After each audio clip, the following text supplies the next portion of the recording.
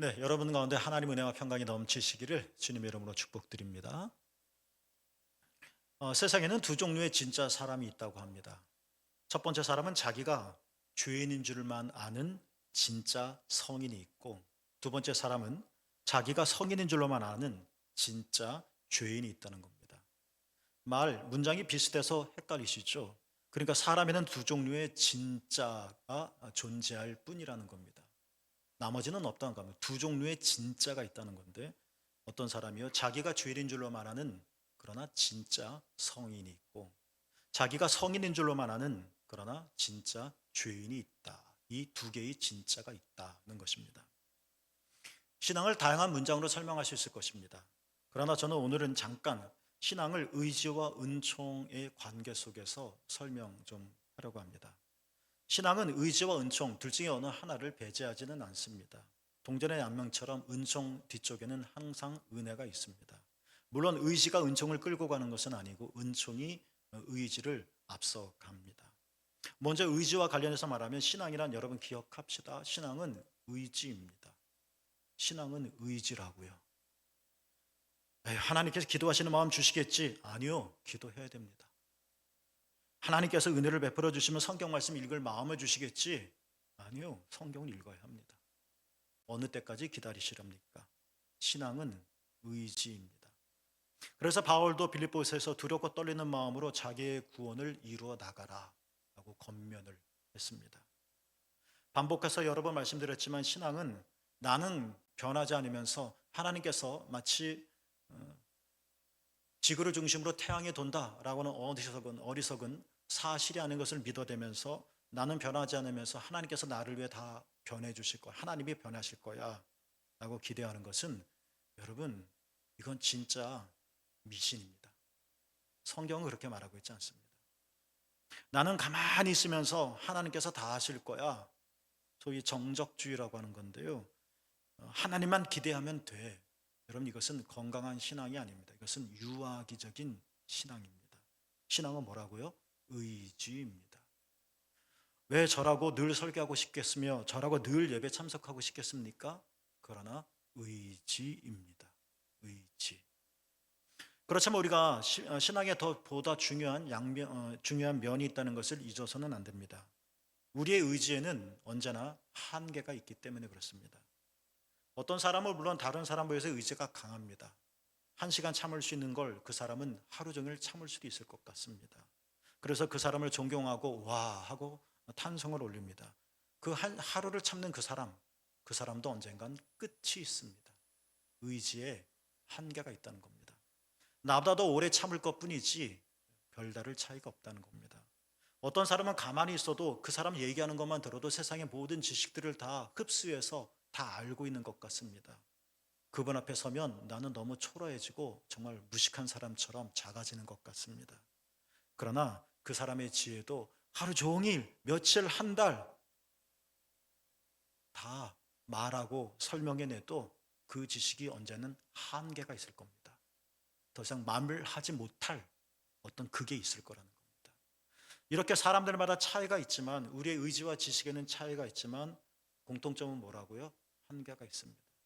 어떤 사람은 100년을 넘을 것 같이 살 듯이 말합니다. 맞습니다. 100살이 넘은 사람들 많이 있습니다.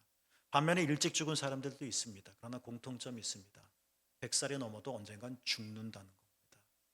그가 100살이 넘어서도 더 살고 싶겠지만 끝이 있습니다. 이렇게 의지는 한계가 있다. 이렇게 우리의 의지가 신앙의 의지기는 하지만 의지에는 한계가 있기 때문에 그러므로 또 하나의 신앙의 중요한 요소를 우리는 찾을 수밖에 없습니다. 한계를 경험하는 의지 속에서 우리는 하나님의 은총이 필요하다. 하나님의 은총이 필요할 수밖에 없다는 것입니다. 그래서 잠언 16장 9절에 보면 지혜자가 이렇게 말하죠. 평생을 하나님을 우러러며 깨달은 뒤늦게 나이 먹어 삶이 이런 거구나. 신앙이란 이런 거구나. 깨달은 정말 지혜로운 사람의 말이 뭡니까? 사람이 마음으로 자기의 앞길을 계획하더라도 여러분 이 말은 계획하라는 겁니다. 여러분의 인생을 계획하라는 겁니다. 오늘 뭘 해야 될지 움직이라는 겁니다. 팔짱 껴놓고 내가 하나님께 기도하면 직장을 알려주실 거야. 그렇게 기도만 하지 말고 이력서 쓰라는 겁니다. 내가 이렇게 하나님을 사랑하고 하나님께 충성을 했으니 누가 날 취직해 주겠지? 그러지 말고 직장 알아보러 다니라는 겁니다. 이렇게 사람의 마음으로 자기의 앞길을 계획해야 합니다. 그러나 잠언의 말은 뭡니까? 자기의 앞길을 계획한다 할지라도 그 발걸음을 인도하시는 분은 누구시다? 하나님이시다는 겁니다. 의지와 은총, 이 두 관계 속에서 어느 것 하나도 배제할 수 없는 겁니다. 은총을 망각한 의지는 교만하게 되어질 것이고 바리새인이 되어질 것입니다. 그러나 의지를 상실한 은총은 이거는 또 열광주의자가 되어질 것입니다. 이것도 또한 올바른 신앙은 아닙니다. 아브라함이 100세에 아들 이삭을 낳았습니다. 상상해 보십시오. 얼마나 예뻤을까. 아들이 10명, 20명 중에 또 하나 100세에 또 하나의 아들을 낳는 게 아니라 그토록 갈망했던, 그토록 찾았던, 기대했던, 기도했던 아들이 100세에 나온 겁니다. 고향을 떠나 가나안에서 외롭게 나그네처럼 살고 있었는데 조카 롯도 떠나고 이제 아내 둘이 외롭게 살고 있는데 이제 아들이 태어난 겁니다.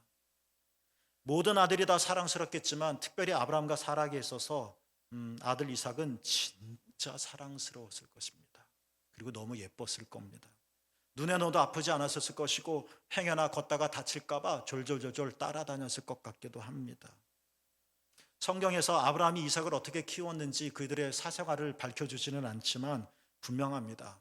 아브라함은 100세 얻었으니까, 그것도 아들 하나였으니까 진짜 있는 정성 없는 정성 다해 최선으로 키웠을 것입니다. 최고의 아들이었을 겁니다. 그렇지만 우리는 이 아브라함 이야기 속에서 하나의 의아한 사건을 목격하게 됩니다. 이삭을 하나님께 번제물로 드린 그 아브라함 말입니다. 아니 그렇게 사랑한다는데 어떻게 번제물을 드린다는, 죽인다는 얘기지 않습니까? 어떻게 드릴 수 있을까? 하나님께서 뺏어가려고 해도 하나님이 주신 아들인데 라고 지켜야 되지 않을까요? 있는 힘을 다하여 지켜야 되지 않을까요? 그런데 아브라함은 이삭을 하나님께 드립니다. 번제물로. 여러분, 이 난해한 사건을 어떻게 이해해야 할까요? 하나님은 이렇게 난폭군이며 잔인한 분으로 우리는 봐야 할까요? 아브라함은 그 신앙 때문에 자식까지 그렇게 팔아먹는 파렴치한 아버지로 우리는 봐야만 하는 걸까요? 그것은 성경의 언어를 사실적으로만 이해하는 어려움일 것입니다. 그 사건은 그런 것이 아닙니다. 아브라함은 진짜 이삭의 귀했습니다. 누구하고도 바꾸기 싫었습니다. 그래서 아브라함은 이삭을 위해 아버지로서 할 수 있는 일을 다 했을 겁니다. 뭡니까? 의지입니다. 의지. 그렇지만 아브라함도 아버지지만 사랑하지만 이삭을 위해 할 수 없는 일들이 있었습니다. 내가 너를 위해서라면 죽을 수도 있는데 그것보다도 더한 할 수 없는 일이 있다는 겁니다. 내가 너를 위해서 내가 새가 될 수도 없는 거고 내가 너를 위해서 물고기가 되어질 수는 없는 겁니다. 할 수 없는 일들이 있더라. 여러분도 자녀들을 키워봐서 알죠? 얼마나 귀합니까? 막 태어나면 저도 그랬지만 우리 애들은 다 천재 같을 것 같죠? 우리 애들은 다 성공할 것 같고 세상에서 제일 예쁠 것 같고 그래서 여러분 정말 사랑스럽게 책도 읽어주고 모두 하고 기대를 품죠. 아버지 엄마로서 역할을 다 하시죠. 그러나 우리는 동시에 경험합니다. 우리의 의지에는 한계가 있구나. 어느 한 딱 길 끝에 놓이는 겁니다. 내가 얘를 그렇게 사랑하지만 이건 내가 할 수 없는 일. 걱정이 되죠. 두렵습니다. 처음 막내딸을 1박으로 어디 보냈을 때 진짜 하루 종일 잠이 안 왔습니다. 내가 어떻게 할 수 없는 일이에요. 이런 것처럼 아브라함은 아버지로서 할 수 있는 일에 대해서 충실하게 최대한 잘했지만 또 아버지로서 할 수 없는 일들이 있음을 뼈저리게 느꼈고 여러분이 느끼셨듯이 그래서 은총이 아브라함에게도 필요하다.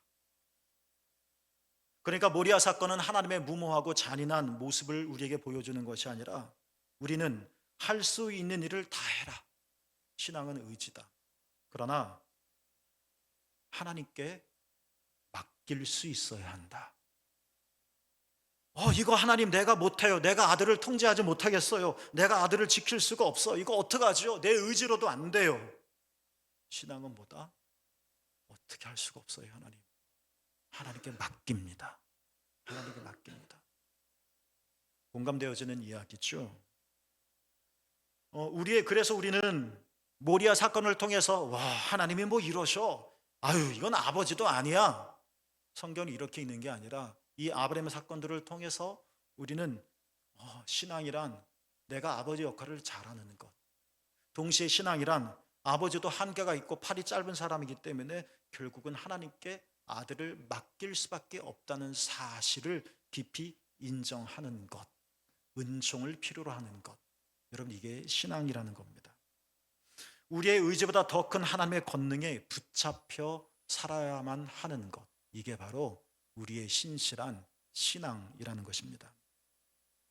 지난주에 말씀드렸듯이 산상수훈을 듣는 자들은 5장 1절 무리라고 했습니다. 그리고 그 무리는 마태복음 4장 24절 각종 병을 앓고 있고 고통을 겪는 자들이다 라고 말을 했습니다. 말하자면 그들은 스스로 빛을 낼 수 없는 자들입니다. 나 이래요 하고 뽐낼 게 없는 자들입니다. 내 경력이 이래요 라고 건방 떨 만한 것들이 하나도 없는 자들이었습니다. 사람들이 와, 당신 그래요 라고 놀랄 일들도 가진 것이 없는 자들이었습니다. 그런데 예수님께서 이렇게 스스로 빛을 낼 수 없는 그들에게 다가가셔서 그들에게 빛을 비추어 주셨습니다. 그들의 아픔을 쓰다듬어 주셨고 그들의 병을 고쳐 주셨고 또 그들을 괴롭혔던 귀신을 내쫓아 주셨습니다. 여기까지는 우리가 충분히 이해하는데 예수님께서 단순히 의사처럼 중풍병 걸린 사람 고쳐주시고 안과 의사처럼 눈 보지 못하는 사람 떼어주시고 예수님께서 그런 일을 하기 위해서 이 땅에 오신 것이 전부였을까? 그렇지는 않을 겁니다.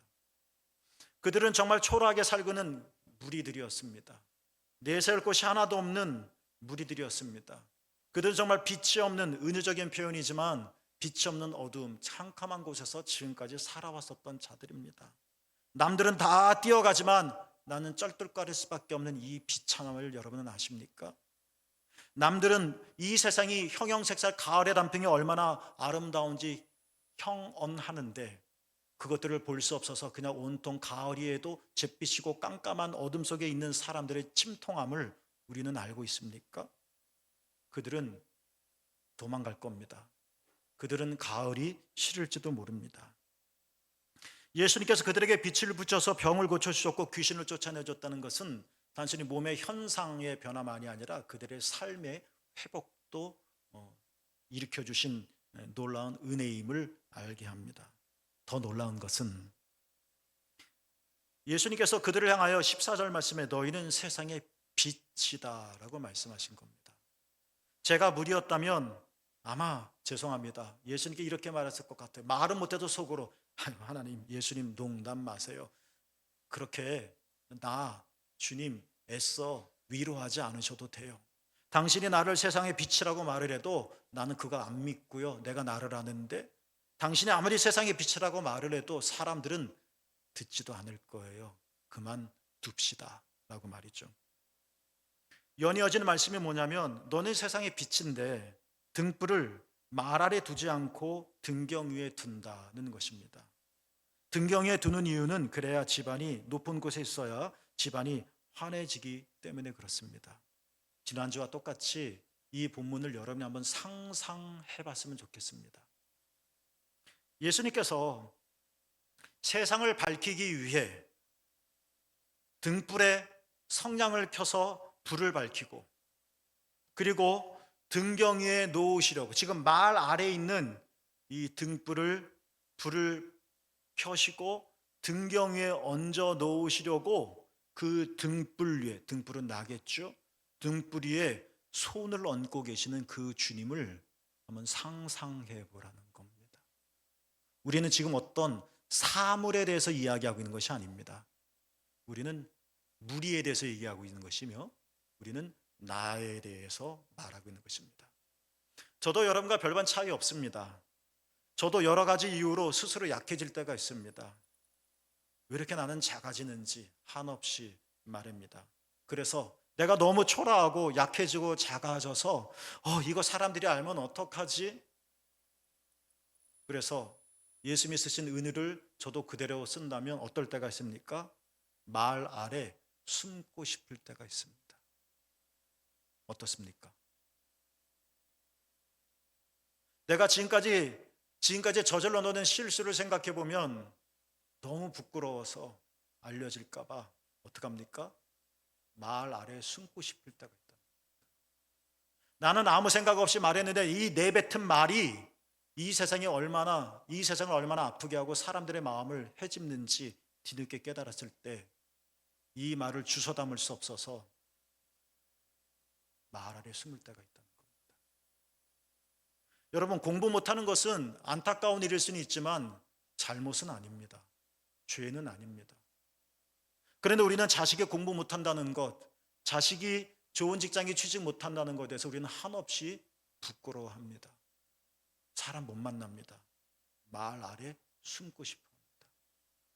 여러분, 공부 아무리 잘해도 공부 머리 똑똑하고 천재적이어서 사람 속이고 수천억 해먹고 나쁜 일 하는 사람보다 차라리 공부 못하더라도 피해는 안 주니까 선하게 사는 사람이 이 세상에 훨씬 더 유익합니다. 몸이 약한 것은 죄가 아닙니다. 내가 태어날 때부터 이럴 거 어떡합니까? 내가 태어날 때부터 치아가 약한 걸 어떡합니까? 마음이 아프고 정신이 아픈 것도 사실은 부끄러운 게 아닙니다. 몸이 아프듯이 그것들도 아플 수 있기 때문에 그렇습니다. 우리는 다 유명한 대기업에 취직할 수 없으며 우리는 모두 다 S대학에 들어갈 수는 없습니다. 누군가는 떨어지고 포기해야만 합니다. 그런데 왜 우리는 내가 가난하고 힘이 없고 능력이 없고 학력이 짧다는 걸 왜 이렇게 부끄러워하는지, 세상이 우리를 그렇게 만드는 겁니다. 그래서 우리는 내가 한없이 약해집니다. 누가 조금만 말해도 우리는 작아집니다. 내세울 게 없기 때문에, 이력서에 쓸 내용이 없기 때문에. 그래서 우리는 어떻게 합니까? 말 아래 숨고자 합니다. 무리들이 그랬을 거라는 겁니다. 아픈 사람들, 귀신 들리는 사람들, 각종 질병에 시달리는 사람들, 고통을 겪는 사람들, 말 아래 잠고 숨어 들어가고 싶은 겁니다. 내 인생 전체가 말 아래 숨어 삼는 것이 아니라 내가 자랑스러울 때, 내가 떳떳할 때, 내가 기분 좋은 일이 생길 땐 우린 둔경 위에 말하지 않아도 점프해서 올라가 설 겁니다. 그러다가도 갑자기 부끄러워지고 소약한 나를 바라보며 나는 스스로 또 말 아래 들어가 숨을 때가 잦을 겁니다. 여러분 어떻습니까? 무리가 그런 거고, 나는 무리가 아니라고 생각하지만 나는 이렇게 병 안 걸렸는데, 난 귀신도 안 들렸는데요. 그러나 이유는 다르지만 비슷한 현상입니다. 말 아래 들어간다는 것 말입니다. 주님은 무리에게 그러셨듯이 오늘 우리에게도 이렇게 말씀하시는 겁니다. 괜찮아. 괜찮아. 그거 좀 못하면 어때? 너희는 말 아래 있어야 할 존재가 아니야. 그거 부끄러운 거 아니야. 그거 창피한 거 아니야. 괜찮아. 약해지지 마. 작아지지 마. 너희는 세상을 향한 빛이야. 여러분, 이게 예수님의 괜한 말씀이시겠습니까? 여러분, 이것이 괜히 예수님께서 그들을 그냥 어찌어찌 위로해 주려고 하는 말인 것처럼 여겨지십니까? 주님은 허울 좋은 위로를 우리에게 하지 않으십니다. 주님은 진짜 우리의 나도 모르는 내가 너무 초라하게 느껴져서 괜히 비싼 옷 입게 되고, 내가 괜히 약해지는 것을, 작아지는 것을 피하려고 괜히 몸에 힘주는, 내가 아는 지식이 없다는 것을 감추고 싶어서 괜히 아는 척하는, 내가 믿음이 없다는 것을 감추기 위해서 괜히 열심히 하는, 그렇게 가짜 자기로 살지 말고 그건 나쁜 거 아니야. 괜찮아. 너네 세상의 빛이야. 자꾸 말 아래로 도망가려고 하는 순간순간 작아지고 창피해서 그러한 나를 주님께서 내 머리에 손을 얹으시고 어떻게 한다고요? 등경 위에 끌어올리신다고요. 누가요? 예수님이요. 예수님이. 바바라 브라운 테일러는 구원에 대해서 이렇게 말을 했죠. 구원은 죄를 용서받는 것이다. 그러나 구원은 죄를 용서받는 것만이 아니라 주님이 우리의 삶을 변화시킨 사건이다. 여러분, 우리는 하나님의 형상으로 창조되어지지 않았습니까? 우리는 흙으로 만들어졌지만 그러나 우리 안에 하나님의 영이 있지 않습니까? 이게 원래 나이지 않습니까? 그런데 내가 가시덤불과 엉겅퀴가 막 수고할 때 나를 찔러 성경의 표현대로 우리는 아픔을 겪지요. 작아지는 겁니다. 약해지는 겁니다. 나보다 고급 세단을 끌고 속력을 추월하는 누군가의 인생을 보며 나는 한없이 부끄러워집니다. 그래서 말 아래로 잠깐 숨어 들어갑니다. 구원이란 어떤 것이냐? 너 죄가 없어졌어. 내가 내 죄를 사하노라. 만이 아니라 우리의 삶을 변화시켜 주셨다는 것. 진짜 변화시켜 줬다는 말이 아니라 사실 내가 하나님의 형상을 보면 존귀한 자라는 것을 밝혀주시는 겁니다. 그동안 수십 년 동안 너는 병에 걸렸지, 너는 고통 겪는 자지, 너는 귀신 들린 자지, 이런 지적을 듣고 살아와서 대낮에 물을 기르러 오는 사마리아 여인처럼 그런 줄만 알고 가짜 자기를 진짜 자기를 알고 살았었던 내 삶을 하나님께서 아니야, 너는 그런 존재가 원래 아니야, 사람들이 그렇게 말하는 거야, 너는 세상의 빛이야. 내가 병에 걸렸다는 것, 내가 앞을 보지 못한다는 것 부끄러워할 일이 아니야. 내가 공부 못한다는 것, 내가 피아노를 치지 못한다는 것, 내가 믿음이 없다는 것, 이건 죄가 아니야. 저 사람은 태어날 때부터 그 믿음을 가지고 태어났나? 목사님은, 장로님은 다 믿음이 좋은가? 부끄러워할 일이 아니야. 등경 위로 끄집어 올리시며 내가 원래 어떤 존재인지를 그리스도 예수로 이미 변화되어진 존재가 되었음을, 구원이란 이것을 우리에게 깨닫게 해주는 사건이라는 겁니다. 우리가 하나님께 감사할 일은 태풍 속에서 맺힌 열매, 질병에서의 회복, 끙끙거리던 문제의 해결, 이것만이 아닐 겁니다. 물론 이것도 우리는 하나님께 드려야 될 감사의 열매인 것은 분명합니다. 그렇지만 우리가 드려야 할 진정한 감사는 뭘까요? 이런 거죠. 주님께서 그 놀라운 은총으로 자꾸 말 아래 숨어 들어가는 이 가련한 우리를 세상의 빛으로 바꾸시고 등경 위에 올려놓으셨다는 사실에 대한 감사. 여러분, 이것이 진짜 우리가 드려야 될 감사가 아닌가요? 바울은 말합니다. 에베소서 2장 5절에 허물로 죽은 우리를 그리스도와 함께 살리셨고 너희는 은혜로 구원을 받은 것이라. 주님, 저는 제 자신에게 자신이 없어서 나를 생각하면 한없이 부끄럽고 작아져서 오늘 일을 생각하면 몸둘 바를 몰라서 주님, 자주 말 아래 숨습니다. 그런데 주님은 그런 저를 세상의 빛이라고 말씀하셨고 그런 나를 등경 위에 올려놓으셨습니다. 주님, 감사합니다. 이러한 주님의 은총을 아는 것, 자기가 대단한 사람인 줄 알고 떠벌리고 자기가 세상의 모든 지식을 다 알고 있다고 자랑해대고 자기 주머니에 있는 모든 돈들을 뻗으기는, 내가 하나님께 한 일이 이런 것이기 때문에 마땅히 나는 등경에 올라갈 것이라는 게 아니라 현실적으로 아픔을 가지고 있고 스스로 연약하게 느끼고 부끄럽게 느끼는 이런 나지만. 그래서 끊임없이 나는 말 아래로 들어갈 수밖에 없어요 라고 말할 수밖에 없는 자이지만, 그 나를 하나님께서 등경 위에 올려놓으셨다. 하나님의 은총으로 나를 세상의 빛이라고 말씀하신다. 이것을 아는 자. 여러분, 이것을 아는 자가 자기가 죄인인 줄만 아는, 그러나 진짜 성인이라는 겁니다. 우리는 어떻습니까? 우리는 어떠냐?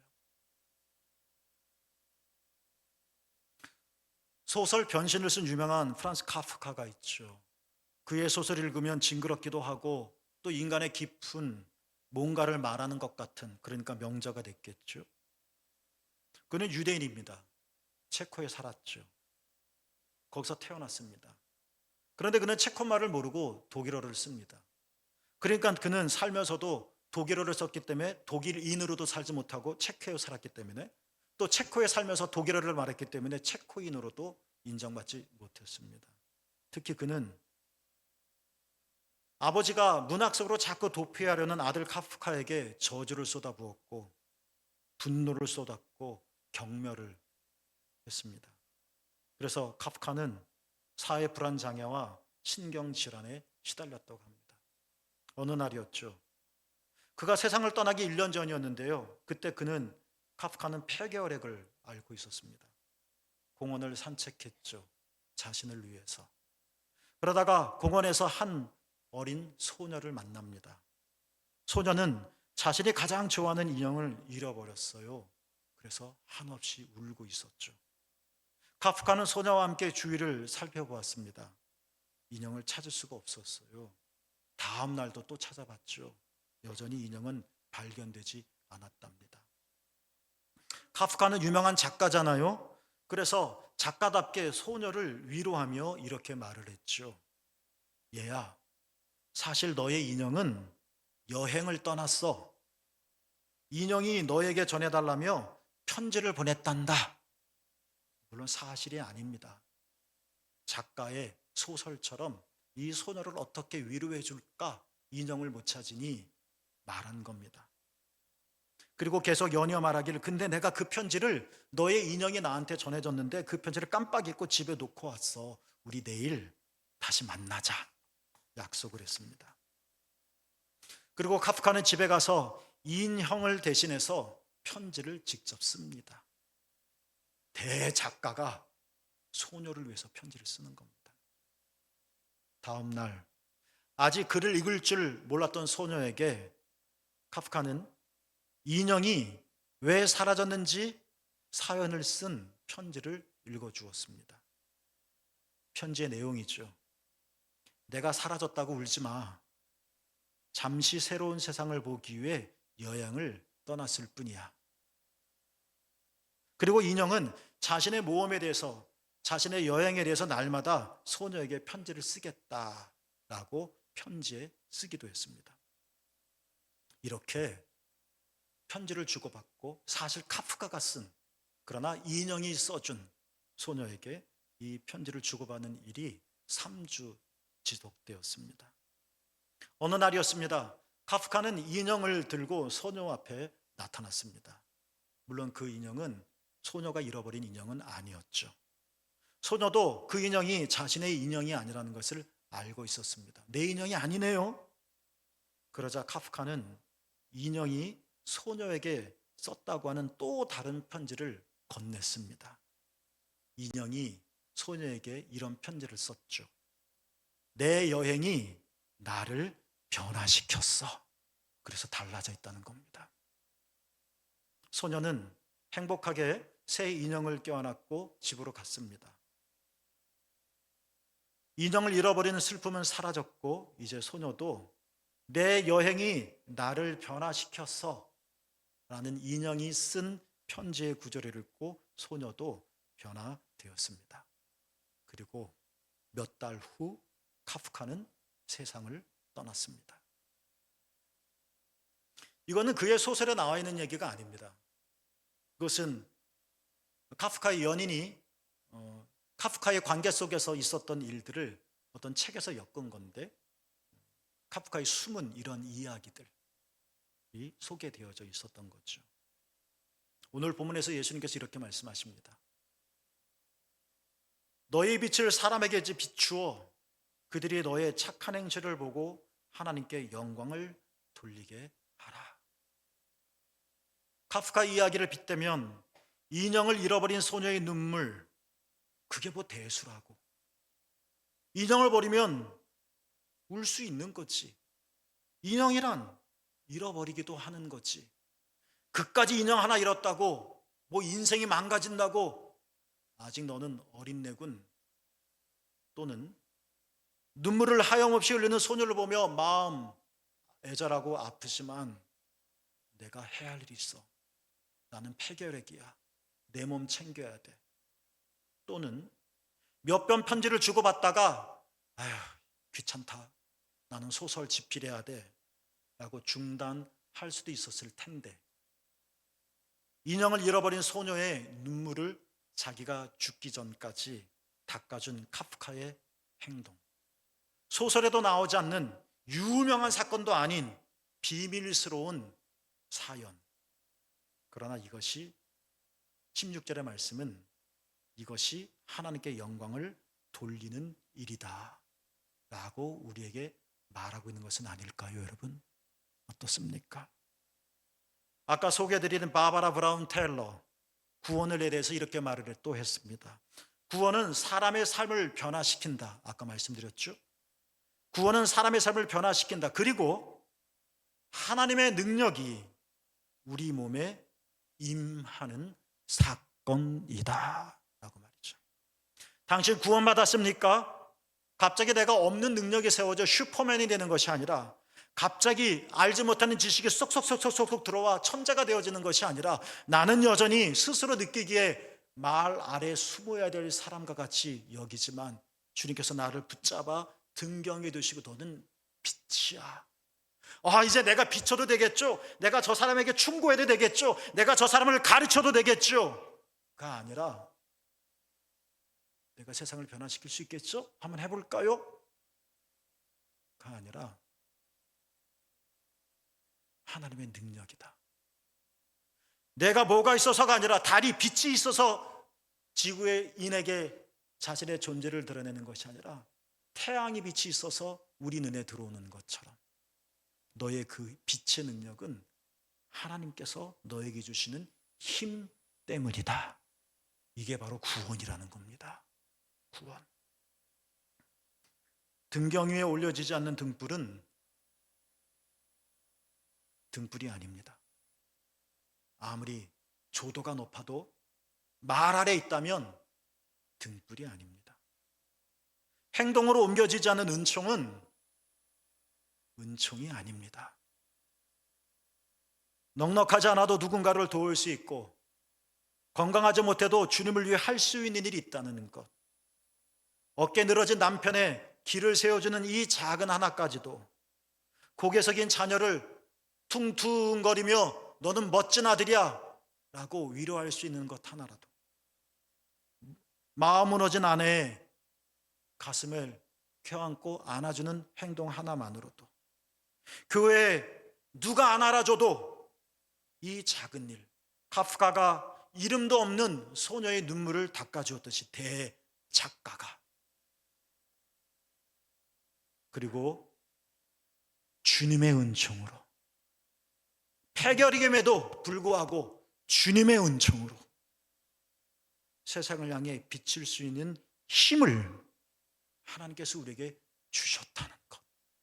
내가 선해서 선한 일을 하는 게 아니라, 내가 올바른 사람이라서 올바른 말을 하는 것이 아니라, 주님의 힘이 우리에게 부어졌기 때문에 할 수 있다는 것. 나는 할 수 없지만 오직 주님의 힘으로 빛을 비칠 수 있다는 이 사실을 아는 사람, 그 사람이 누구라고요? 자기가 죄인인 줄로만 아는, 그러나 진짜 성인이라는 겁니다. 내가 한번 해볼까? 내가 다 알아. 저 사람은 저렇지 판단하고 분석하고 가르치려고 하고, 여전히 태양이 나를 위해 돈다고 생각하고, 그런 사람은 자기가 성인인 줄만 아는, 그러나 진짜 죄인인 것이고, 하나님, 나는 힘이 없어요. 나를 빛이라고 불러주신 것만도 감사한데 비출 힘도 없어요. 비출 능력은 하나님이 주시는 거예요. 주께 감사하죠. 이 사실을 알아서 겸손한 사람, 이런 사람이 자기가 죄인인 줄로 아는, 그러나 진짜 성인이라는 것입니다. 나는 내가 성인인 줄 아는 진짜 죄인일까? 아니면 죄인인 줄 아는 진짜 성인일까? 사람에게는 이 두 종류의 진짜만이 있다고 했으니 둘 중에 하나일 터인데, 진정한 감사는 성인인 줄 아는 진짜 죄인에게서 나올 수 있는 것일까? 죄인인 줄 아는 진짜 성인에게서 나오는 것일까?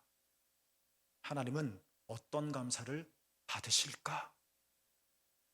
이 예물도 귀한 거지만 진짜 하나님께서 받으시는 것은 뭐 내가 번제를 원하는지 아느냐? 내가 너희들의 재물을 원하는 줄 아느냐? 아니죠. 진정한 감사는 무엇일까? 어떤 자가 울리는 것일까? 죄인인 줄 아는, 그러나 진짜 성인인 것이죠. 그 사람이 성인인 거면 내가 죄인입니다 라고 말하는 사람이.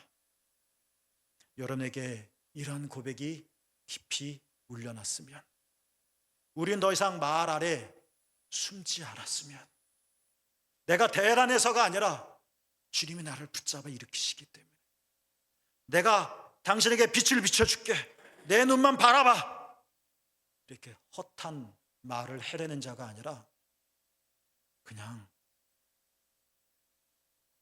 이름 없이 한 사람의 눈물을 닦아줄 수 있는 것, 그리고 그것도 주의 베풀어 주시는 힘으로 가능하다는 것.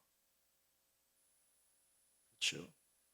여러분, 우리 진짜 성인이 되었으면 좋겠습니다. 그 입이 고백하는 감사가 진짜 감사일 겁니다. 올해가, 이번 감사절이 앞으로의 여러분의 삶이, 우리 모두의 삶이 이런 감사가 되기를 주님의 이름으로 축복합니다. 기도하겠습니다.